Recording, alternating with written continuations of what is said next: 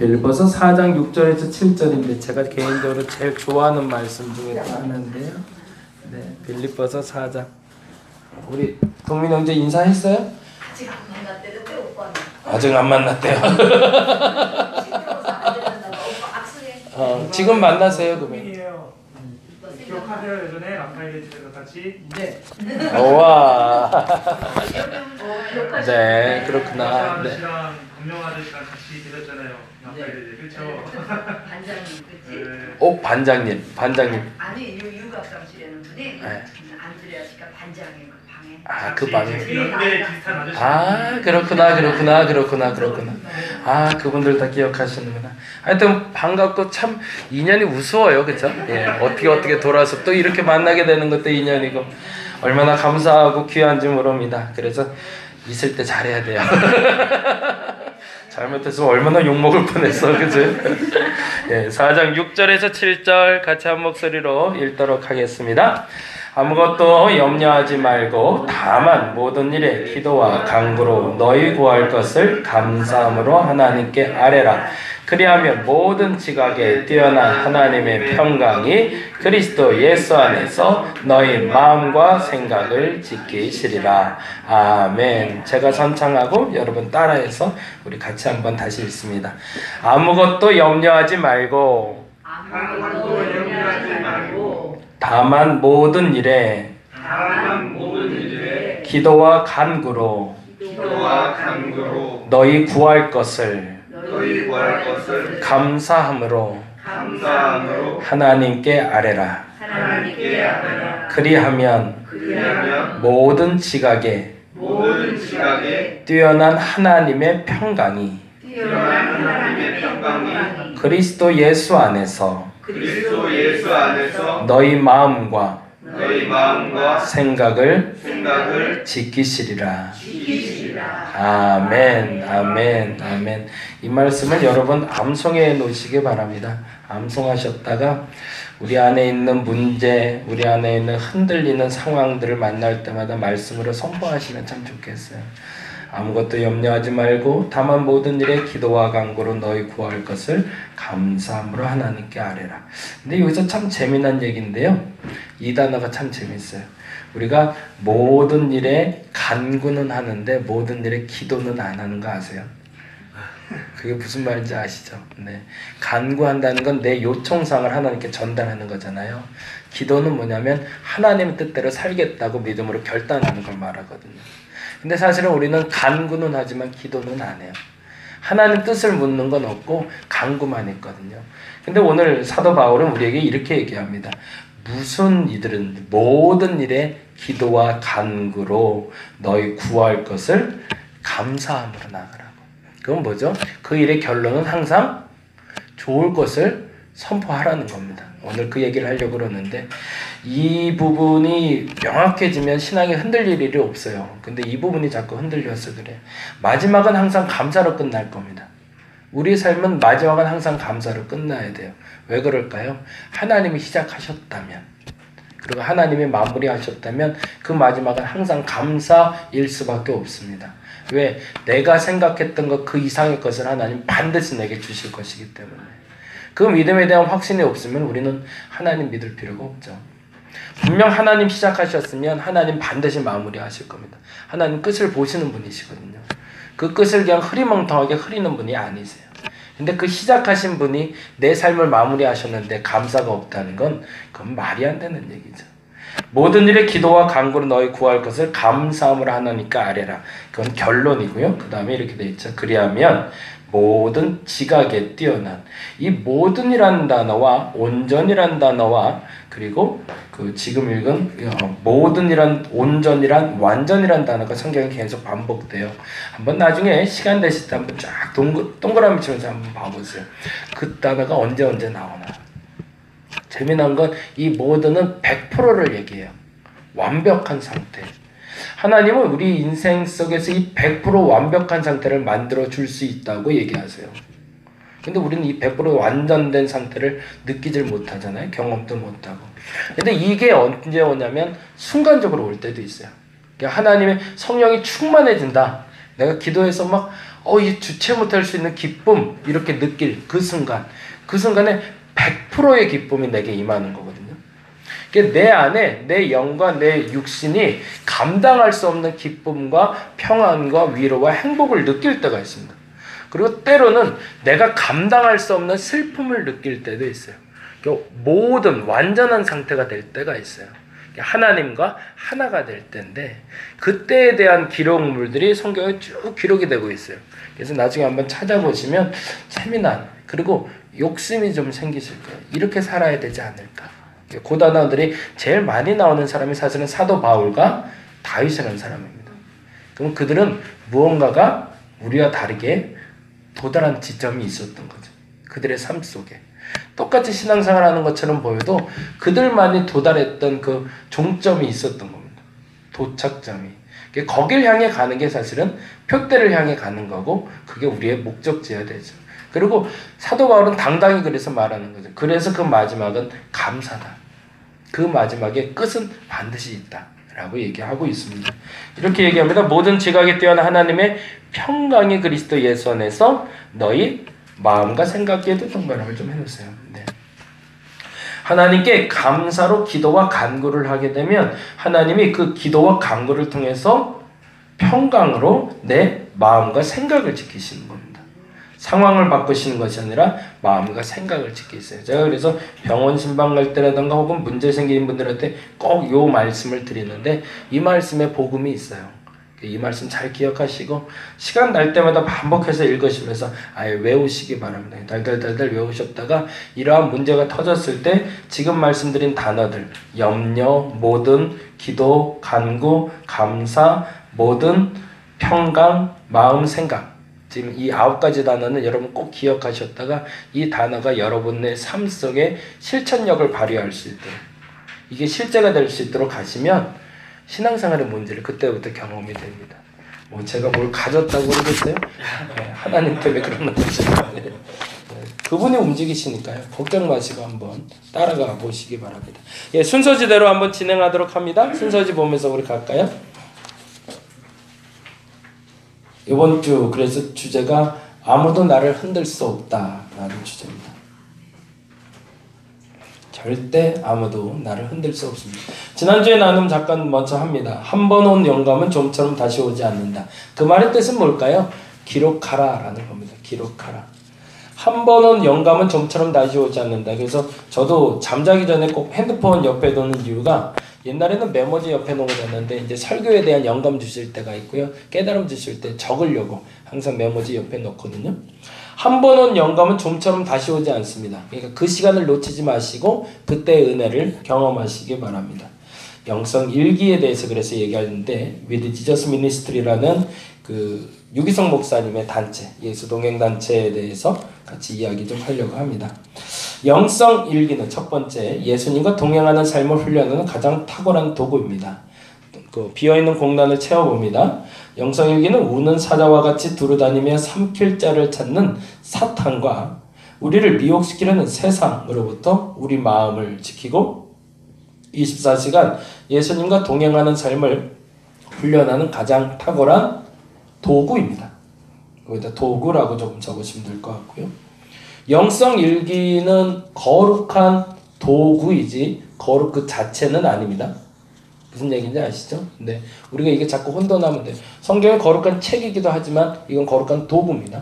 그렇죠? 이 안에 하나님의 말씀이 있는 것이지 이게 더럽혀지면 안 되는 거 아니에요. 이 책을 태울 수도 있고 버릴 수도 있고 찢어질 수도 있어요. 이 책 안에 있는 하나님의 거룩한 거죠. 그러니까 도구와 본질은 헷갈리면 안 됩니다. 이게 헷갈리면 그 다음부터 문제가 발생하는 거죠. 네, 그래서 영성일기가 거룩하죠. 그러나 거룩한 도구입니다. 영성일기를 쓰다 보면 우리 마음이 주님 앞에서 드러나는 것을 느끼게 될 것이며 우리의 믿음과 삶에 분명한 변화가 찾아오기 시작할 겁니다. 경험한 사람이 할 수 있는 얘기죠. 경험하지 않고 얘기를 했으면 이건 거짓말이죠. 근데 이 영성일기는 역사가 굉장히 깊어요. 그래서 이 역사를 따라가다 보면 초대 교부들까지도 내려가게 되는데 그들의 영성일기를 우리가 보면서 그들이 어떻게 살았는지도 알게 되지만 그들이 하나님을 어떻게 경험하고 있는지를 보게 됩니다. 그러니까 여러분이 기록물들을 좀 남겨보시면 너무 좋겠고요. 써야 되는 이유는 다음과 같이 설명합니다. 살아있는 신앙생활을 경험하기 위해서입니다. 죄송하지만 죽어있는 신앙생활 많거든요. 사도신경 제가 외울 때마다 항상 반복해서 마음에 찔림이 되고 새벽마다 제가 외치는 게 뭐냐면 저리로서 산자와 죽은 자를 심판하러 오시리라라는 단어예요. 오늘 죽은 사람이 있거든요. 오늘 살아있는 사람이 있고 새벽 예배 하다 보면 뭐 누구라고 딱 이렇게 지목해서 말하면 큰일 나겠지만 오늘 죽은 예배 드리는 사람이 있고 산 예배 드리는 사람이 있거든요. 근데 하나님이 보시는 관점은 어제 산 예배 드렸냐가 아니잖아요. 오늘 살아있는가 오늘 죽었는가를 보는 거라. 그러면 오늘 살아있는 예배를 드릴 수 있으려면 내게 무엇이 필요한가를 끊임없이 내게 채찍질을 해야 되는데 그게 안 되고 있더라는 거죠. 그 얘기를 좀 하려고 합니다. 그래서 살아있는 신앙생활을 경험하기 위해서는 영성일기가 굉장히 좋은 도구가 됩니다. 저 부산에 계신 우리 첫 번째 성도님은 지금도 계속 이 일기 아닌 기록물을 남기고 계신데 나중에 분명 알게 되실 것 같아요. 그 뜻과 의미를 알게 되실 거고요. 지금은 잘 모르더라도 꼭 기록해 보시기 바랍니다. 기록하는 습관이 좋아요. 제발 좀 하세요. 하랄 때 좀 하세요. 제발 좀. 그래서 그 거룩한 습관도 만들어 드렸는데 안 줄어요. 저거 줄어야 돼. 저기다 줄어야 정상인 거예요. 자꾸 갖다 쓰셔야 돼. 구원의 진리는 십자가의 속죄뿐 아니라 십자가의 속죄. 이 부분도 중요해요. 십자가의 속죄뿐 아니라 예수님이 부활하고 승천하셨다는 것. 이 세 가지가 우리의 믿음의 고백입니다. 지금 이제 믿음의 고백문을 지금 따라갈 건데요. 오늘은 본격적으로 그 얘기를 조금 더 할 건데 우리 삶에 있어서 예수 하면 이 세 가지가 선포되어야 됩니다. 첫째는 십자가, 두 번째는 부활, 세 번째 승천. 십자가를 얘기한다는 건 역사적인 존재라는 걸 내가 믿겠다라는 얘기예요. 그분의 고난에 대해서 이야기하는 것도 맞지만 실존하셨던 성육신한 하나님, 이걸 선포하는 게 십자가입니다. 그래서 십자가를 선포할 수 있는 사람은 예수를 믿는 사람이에요. 근데 그것은 눈으로 본 사람만이 아니라 들은 사람도 믿을 수 있지만 보지도 듣지도 못한 사건이 있죠. 부활이라는 사건이죠. 이 부활이라는 사건에 대해서도 믿을 수 있는가를 하나님이 질문하시는 겁니다. 그걸 알 수 있는 자가 역사를 경험하는 거죠. 그리고 마지막 세 번째, 재림하실 분, 승천하셨던 그분이 다시 재림하실 것. 그 세 가지에 대해서 예수를 믿어야 그것이 예수를 바로 믿는 겁니다. 살아있는 신앙생활이란 그래서 십자가와 부활과 승천에 대해서 믿음으로 선포할 수 있는 신앙입니다. 우리에게 성령으로 오셔서 내주하시는 것을 말하고 있습니다. 그러나 안타깝게도 많은 성도들이 임마누엘의 주님을 교리가 뭘까요? 교회에 세우는 객관적인 룰을 얘기합니다. 이렇게는 믿어야지, 이거는 알아야지 라고 적어놓은 글들을 교리라고 합니다. 근데 그 기록물로만 알지 실제로 누리지 못하고 있습니다. 영성일기는 우리와 늘 함께 계시는 주님을 실제로 누리도록 돕는 겁니다. 그렇다고 영성일기만 그건 아니죠. 영성일기가 익숙한 사람은 이걸로 하나님을 만나라는 얘기고요. 저는 그냥 거룩한 습관을 계속 얘기하고 있는 거고 여러분에게 맞는 그 도구를 빨리 찾으시기 바랍니다. 그리고 그 도구는 지속하셔야 됩니다. 꾸준히 지속하지 않는 한 어느 순간에 사단이 우는 사자와 같이 여러분에게 달려들 겁니다. 저희 난방을 좀 틀어줄래요? 네. 아니요, 그래도. 그러면 너 공기 맡겨서 그래요? 네, 그냥 앉으세요. 네. 네. 세 번째, 영성일기는 우리가 늘 함께 계시는 주님을 실제로 누리도록 돕는 겁니다. 그 실제로 누리는 게 뭔지는 좀 이따 더 말씀드릴게요. 세 번째, 삶의 변화는 예수님과의 친밀함에서 시작됩니다. 이거는 유기성 목사님이 찾은 단어예요. 이 단어를 찾으세요. 이 단어를 찾는 게 너무 중요해요. 하나님과 가깝다는 게 뭘까? 아까 말씀드린 모든 완전, 온전한 상태는 뭘까? 그게 어떤 상태일까? 유기성 목사님이 찾은 단어는 24시간 동행이었고요. 친밀함이었어요. 하나님과 친밀함. 그것이 곧 완전한 상태, 온전한 상태, 하나님과 동행하는 상태라고 말하고 있습니다. 성경이 말하는 그 도착점, 그 도달점에 대해서 유기성 목사님은 그렇게 보고 있는 거죠. 예수님을 믿으면 죄사함을 받고 하나님의 자녀가 될 뿐만 아니라 우리의 삶이 변화됩니다. 그러나 많은 성도들의 삶이 변화 부분에서는 자신이 없습니다. 그것은 예수님과의 친밀함에 문제가 있기 때문에 친밀함이라고 적으시면 됩니다. 삶의 변화는 예수님과의 친밀함에서만 비롯됩니다. 굉장히 좋은 단어를 찾으셨어요. 유기성 목사님 입장에서는 친밀함이라는 굉장히 좋은 단어를 찾으셨는데 이 단어가 이렇게 마음에 와닿지 않는 분들은 그 의미를 부합할 수 있는 단어를 빨리 찾으시기 바랍니다. 그리고 사실은 그 단어를 찾고 그것만 기도해도 충분해요. 그래서 어르신들 중에 하나님 감사합니다. 감사합니다. 지난주에 그 얘기 드렸는데 이 얘기만 해도 되는 분들이 있어요. 그게 하나님과 친밀함에 대한 또 다른 표현이기 때문에 그렇습니다. 이게 주여 주여 하는 분들도 있어요. 그것만 해도 좋게요. 근데 그 말의 뜻은 그것이 이 하나님의 친밀함을 표현하는 또 다른 표현이기 때문에 그래요.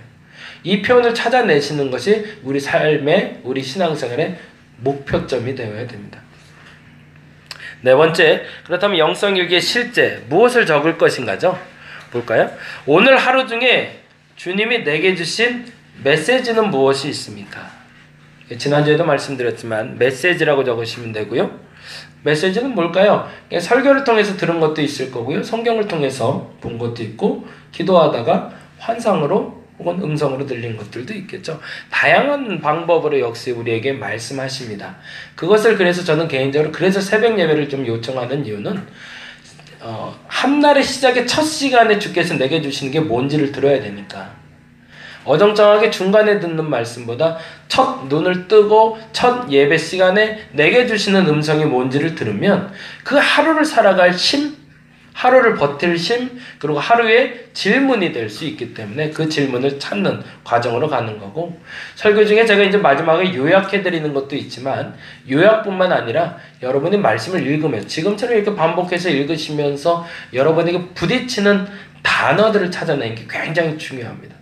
그리고 그 단어에 여러분이 반응하는 연습을 하는 게 하나님의 친밀함에 대한 시작이 됩니다. 두 번째, 말씀 중에 순종한 일이 무엇인가? 오늘 말씀은 그거였죠. 하나님은 항상 옳다였어요. 역시 똑같은 얘기 또 할 건데 하나님이 항상 옳다는 걸 내가 인정하는가? 그리고 순종하고 있는가를 물어보는 겁니다. 세 번째는 말씀 중에 불순종한 일이 무엇인가? 근데 하나님이 옳다라고 인정하지 못하는 건 뭔가 도대체? 이 얘기는 조금 이따 할 거라 지금 바로 넘어갑니다. 네 번째 제일 중요한데요. 아까 그 빌립보서 4장 6절에 7절 말한 것처럼 감사기도 세 가지 적어보기. 감사기도. 이거는 지난주에 방법을 알려드렸어요. 전유성 씨 TV 프로그램 보다가 찾았는데 그게 정답이더라고요. 감사할 제목을 지금 쭉 적어보십니다. 그러면 뭘 제일 먼저 얘기할까요? 그냥 뭐 하나님 감사합니다. 뭐 오늘 깨어있게 해주셔서 감사합니다. 이렇게 얘기할 거예요. 보편적으로. 근데 그거를 30개를 적으랍니다. 감사 제목 30개. 언제부터 막힐까요? 많이 적는 사람들은 한 10개 이상 적을 수도 있고 많이 좀 적게 적는 사람들은 대여섯 개. 조금 좀 달변가들은 한 20개까지도 적을 수 있을 거예요. 근데 막히는 순간이 와요. 그건 뭘까요? 그냥 입에 밴 거, 떠오르는 거 말고 진짜 고민해서 나오는 감사가 있더라는 거죠. 그게 평균적으로 전윤성 씨는 11번째라고 얘기를 하더라고요. 11번째 감사부터 진짜 감사한 거예요. 11번. 창의적인 아이디어를 얘기할 때 그렇게 얘기하는데 기도 제목을 적으실 때 감사를 오늘 한번 쭉 적어보니까 오늘 한 날 시작하면서 마무리하면서 오늘 감사했던 거 적어봐야지 그냥 두세 개 적고 마시지 마시고 30개를 적어보는 거예요.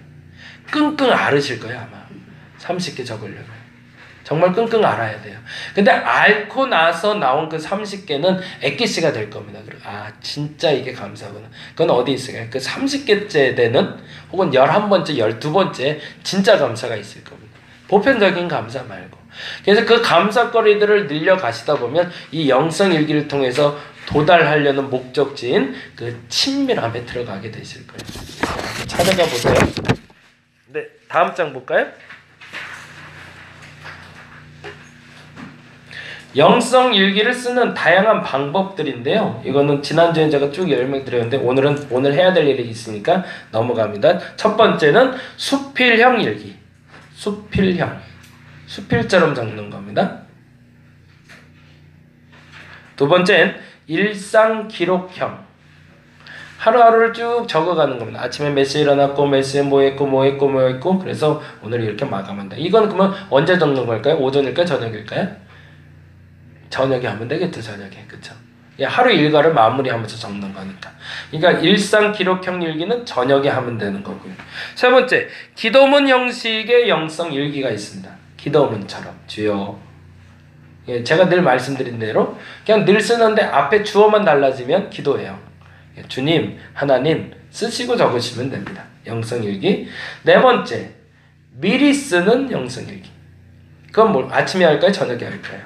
이거야말로 아침에 하는 거겠죠. 그렇죠? 그러니까 영성일기라고 할 때 그것을 딱 시간을 정해놓고 이때만 해야 된다는 기준은 없는 거죠. 미리 쓸 수도 있고 나중에 쓸 수도 있고. 다섯 번째, 말씀과 함께하는 영성일기. 이건 큐티하듯이 오늘 본문 말씀 하나를 정해놓고 그 말씀에 따라서 기도해 가는 영성일기를 말합니다. 여섯 번째는 이도저도 어렵다는 사람들에게 주는 가이드를 따라 질문이 한 6개 정도 적어놓고 그 질문에 답 달듯이 오늘 아까 말씀드린 오늘 감사할 거 3가지 적기 뭐 이런 식으로 해서 적어보는 연습. 적는 것에 대해서 어려워하는 분들이 있어서 참 쉽진 않긴 해요. 그리고 적을 수 없는 사람들도 있고 그것 또한 인정하는 거죠. 근데 이 적는 게 좀 익숙하고 좀 적어야 정리가 되는 사람들에겐 굉장히 탁월한 방법이 이 영성일기 방법입니다. 그래서 할 수 있는 분들은 핑계거리 찾지 마시고 꼭 하시기 바랍니다. 할 수 있는 분들은. 할 수 없는 분들한테는 억지로 하라고 하지는 않습니다. 근데 할 수 있는 사람들은 그래도 그래야 하나님 앞에 게으르지 않다는 얘기를 듣게 됩니다. 네, 영성일기의 단계. 그런데 이 3단계를 거쳐야 된다는 거죠. 첫 번째, 주님을 전혀 의식하지 못하는 단계가 있습니다. 죽어라 하고 적는데 뭐라고 하는지도 모르겠고 뭔 얘기인지도 모르겠고 그게 내 삶에 무슨 상관이야 싶을 때가 있더라는 거죠. 그리고 두 번째, 좌절을 경험하는 단계가 있답니다. 네, 아무것도 안 되는 거예요. 죽으라고 적는데도 열심히 적는데도 꾸준히 하는데도 변화가 없어요. 그럴 때가 있다는 거죠. 근데 유기성 목사님은 그 얘기가 이게 과정이다. 처음에는 의식하지 못하다가 두 번째는 좌절하다가 거기까지 경험을 해야 된다 이거예요. 안 돼! 왜 이렇게 안 돼? 라고까지 가야 된다는 거죠. 그냥 한 번에 빵 하고 터지는 게 하나님과의 친밀함이 아니라는 거죠. 그럼 좌절 단계에서 경험하는 게 뭘까요? 내가 하는 게 아니구나. 그걸 알게 되는 거죠. 영성일기 쓴다고 되는 게 아니구나. 이 꾸준히 쓰고 있는 나를 바라보시는 하나님이 움직여야 되는구나. 이걸 알게 되는 단계로 가는 게 이제 마지막 세 번째, 점점 주님을 의식하는 단계. 그래서 의식 못하고 있던 내가 좌절도 경험하고 좌절도 경험했던 내가 내가 하는 게 아니구나. 이게 내가 쓰는 것 같은데 내가 쓰는 게 아니었구나 라고 느끼게 되면 그때 하나님이 내게 찾아오신다는 겁니다. 이제 이번 주 나눔 이제 반복해서 더 들어갑니다. 아무도 나를 흔들 수 없다. 그런 사람들에게 찾아오는 경험입니다. 그거를 우리는 기도를 통해서 내적 안정감을 충만하게 만들어주게 됩니다. 그들에게는 이 안에 밖은 늘 불안해요. 전쟁이 언제 날지도 모르겠고 어제 또 자는데 우리 첫째하고 둘째 그러더라고요. 아빠 전쟁 나지 않을까 또 그러더라고요. 왜 또 뭘 봤는데 겁나대요. 그래서 요즘 뭐 폭탄 테러 있고 막 그래서 그 얘기를 하면서 그래요. 그렇지 않아도 테러가 일어나는데 우리나라엔 테러 안 일어나냐. 내가 그걸 어떻게 알아요? 우리나라는 안 일어난다. 아니 그래도 총 가진 사람들이 있잖아요. 총은 경찰하고 군인만 갖고 있다. 아닌 것 같대요. 그래서 언제 테러 일어날지 모른다. 그래서 기도하자 그랬어요. 기도하자. 겁나요. 큰일 났어요. 우리 아이들. 군대 가기 절대 싫대요. 네. 근거 없는 불안함이 있어요. 우리 안에. 예, 기도는 내적 안정감을 충만하게 해줍니다. 왜? 하나님에 대한 신뢰가 생기기 때문에 그렇죠. 하나님과 친밀해지기 그렇습니다. 전쟁이 일어날 수도 있습니다. 안 일어날 수도 있습니다. 근데 흔들리지 않는 거죠. 왜요? 첫 번째, 근거가 되는 믿음이 있기 때문에 그렇습니다. 저는 그래서 요 네 가지의 기준은 여러분이 딱 기록해 놓으시고 아셨으면 좋겠어요. 아까 말씀드린 빌립보서 4장 6절 7절도 중요하지만 제가 그 다림목교회 개척하면서도 계속 얘기했던 거고 맨날 반복하는 얘기예요. 이 말에 대해서만 여러분이 절대 신뢰하시면 여러분 삶에 하나님 반드시 역사하실 겁니다. 근데 이게 잘 안 돼요. 집사람한테 얘기했더니 그게 말이 되냐 그러더라고요. 근데 그 말이 맞아요. 그게 말이 안 돼요. 말이 안 되기 때문에 안 믿어져요. 근데 그걸 믿어야 진짜죠. 근거가 되는 믿음입니다. 첫째는 뭐라고 써있죠? 하나님은 항상 옳아요. 그게 근거되는 첫 번째 믿음이에요. 우리가 이걸 부인해요. 그래서 우리 청년들한테도 얘기해요. 직장 취업 안 돼도 하나님 옳은 거예요. 오늘 갑자기 나를 죽이셔도 하나님 옳은 거예요. 내가 오늘 아파도 하나님 옳은 거예요. 남들은 다 병이 났는데 나만 안 났어요. 그래도 옳은 거예요. 그게 인정된, 아니 그걸 믿는 걸 믿음이라고 얘기해요. 근데 우리가 이게 자꾸 흔들려요. 그러면 이게 흔들린다는 건 뭐예요? 시작이 아직 안 되는 거예요. 이게 흔들리지 않아야 진짜가 돼요. 그래서 제가 그 얘기 드리잖아요. 겨자씨 하나만한 믿음만 있어도 된다고요. 근데 겨자씨만한 의심만 있어도 안 된다고요. 그 말이 무슨 말인지가 곡해에 듣지 않고 정말로 바로 알아들을 수 있으면 내가 어떤 믿음을 가져야 될지 알아요. 근데 우리 믿음이 너무 쉽게 흔들려요. 겨자씨 하나라도 흔들려요. 정말로. 눈에 보이는 것 때문에 흔들리고 듣는 것 때문에 흔들리고 말하는 것 때문에 흔들리고. 근데 하나님 항상 오르세요. 항상 그러셨고 지금도 그러실 겁니다. 이게 첫 번째 근거 믿음입니다. 두 번째, 하나님 앞에 이 단어가 그래서 제가 저도 지금 단어를 찾아가고 있어요. 여러분 앞에 확실하게 이 말씀만이라고 딱 드리고 싶은 단어를 지금 계속 찾아가고 있는데 그나마 찾은 단어 중에 하나인데 역시 어려운 단어인데요. 하나님 앞에 절대 수동이 절대 수동 가장 인간다운 절대 능동이 된다. 이게 제가 찾은 또 하나의 단어예요. 하나님이 항상 옳은 걸 믿으면 난 하나님을 따라갈 수 있을까요? 못 따라갈까요? 당연히 따라갈 수 있죠. 왜? 그분이 항상 옳은 길로 나를 인도하시는데 그분이 하라는 게 가장 좋은 것인지를 내가 아는데 왜 그걸 안 해요? 그걸 하려고 난 애를 쓰겠죠.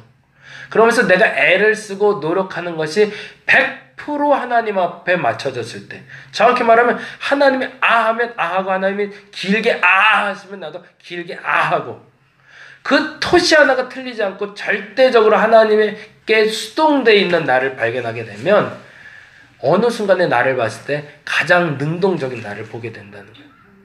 가장 완벽한 인간의 모습. 아담이 가장 완벽할 때가 언제였을까요? 선악과를 먹기 전입니다.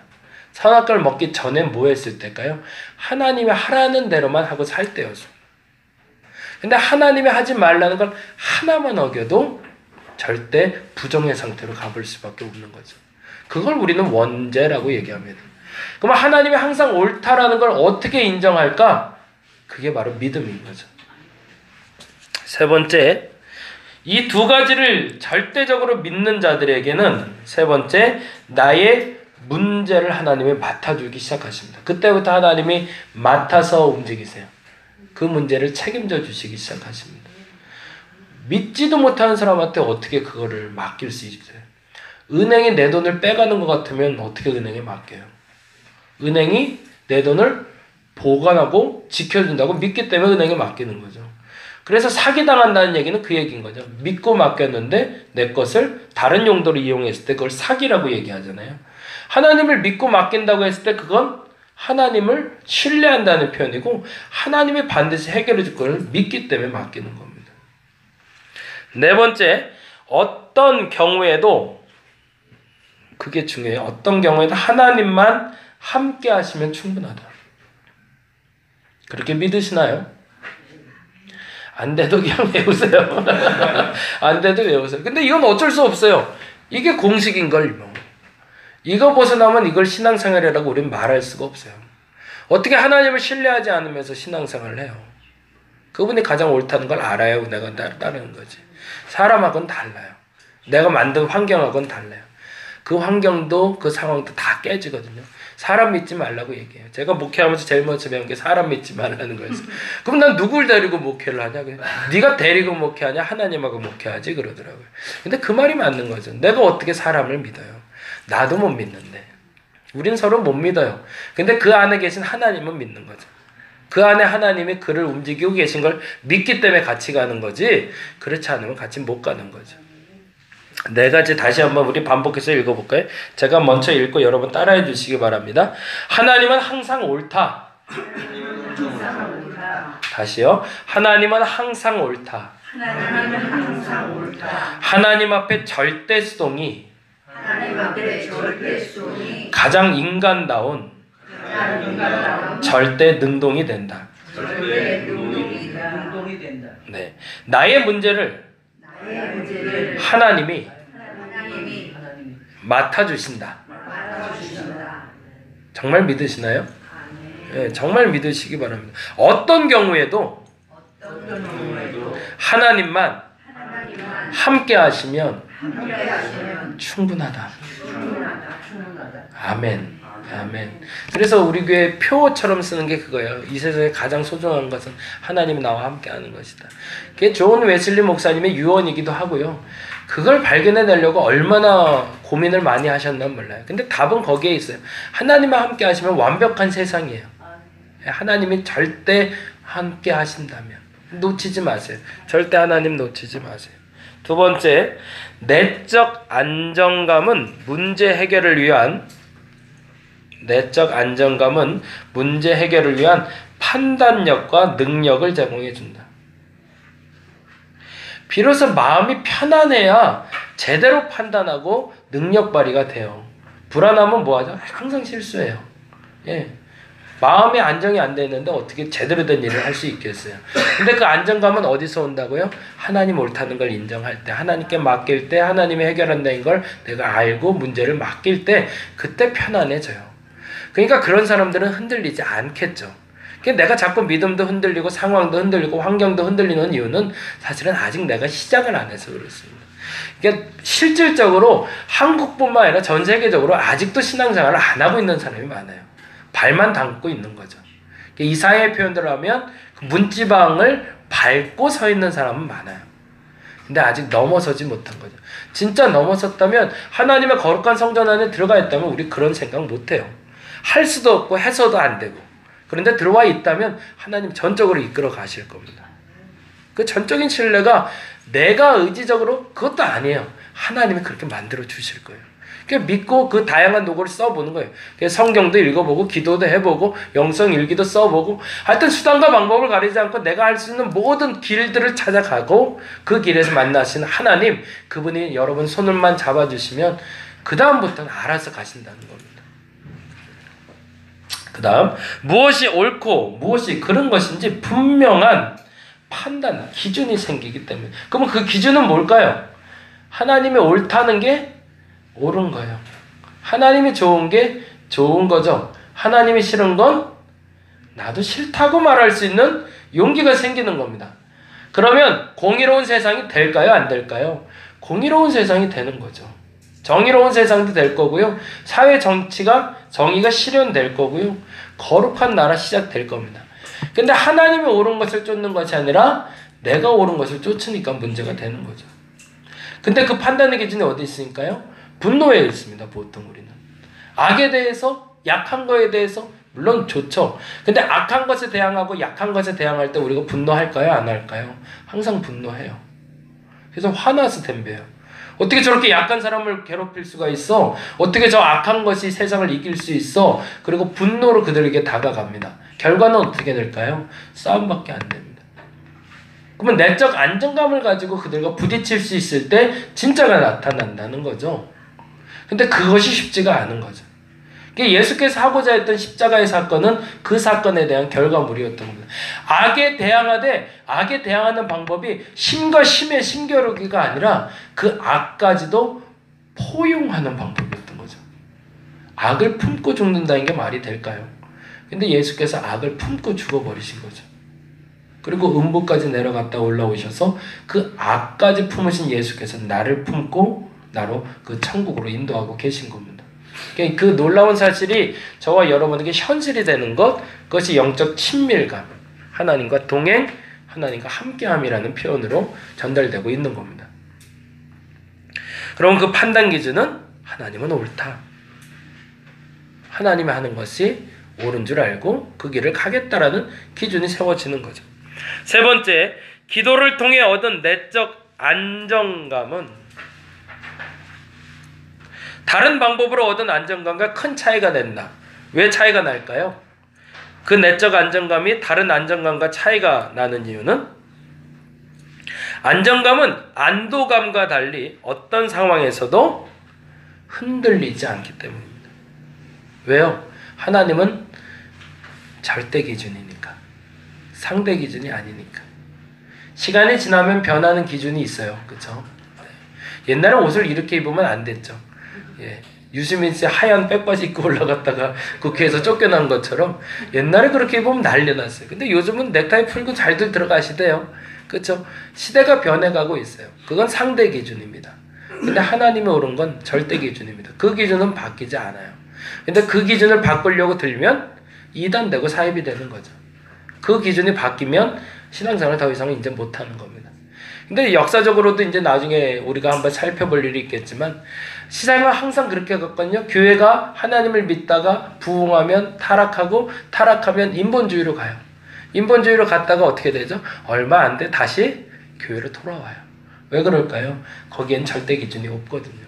그랬다가 다시 하나님께로 돌아오고 그 역사가 길게는 400년, 짧게는 300년. 그래서 그 반복되는 그 역사의 굴레 속에서 우리는 살아가고 있는데 지금 또다시 인본주의로 가고 있습니다. 그건 뭘까요? 우리가 타락했다는 얘기예요. 그리고 이 타락을 넘어서 또 다른 인본주의가 아니라 바른 신본주의로 갈 수 있도록 우린 지침을 마련해야 되는데 그 기준은 하나님은 항상 옳다라는 거예요. 정말로 믿으시기 바랍니다. 그 옳다 말하는 그 하나님이 여러분의 하나님이십니다. 그리고 여러분의 하나님이 될 때 세상이 바뀌는 것이 아니라 여러분이 바뀔 겁니다. 이제 그 바뀌는 변화를 경험할 수 있는 저와 여러분 되시기를 간절히 바랍니다. 기도하겠습니다. 주께서 허락하신 시간을 살아내는 것, 그러기 위해서 오늘도 주님과 함께 동행해 봅니다. 가까이 계신 주님, 나와 조금만 더 가까이 머물러 주옵소서. 하나님 경험하기 원합니다. 저는 이 네 가지가 분명해지길 원합니다. 하나님 항상 옳습니다. 하나님은 항상 옳습니다. 하나님 앞에 절대 수동적인 태도로 나아가기, 하나님을 100% 의지하고 나아갈 때 하나님은 나로 가장 자립적인 존재로 만들어 주실 겁니다. 오늘 나의 문제 주께 맡깁니다. 주여 책임져 주시옵소서. 어떤 경우라도 하나님만 함께 하시면 충분합니다. 우리의 분명한 믿음의 고백되게 하시고 이 믿음이 흔들리지 않게 하여 주시옵소서. 순간의 안도함에 빠져들지 말게 하시고 분명한 안정감으로 주님과 동행하는 우리 되게 하여 주시옵소서. 우리 자유롭게 기도하고 돌아가도록 하겠습니다. 다 같이 기도하겠습니다.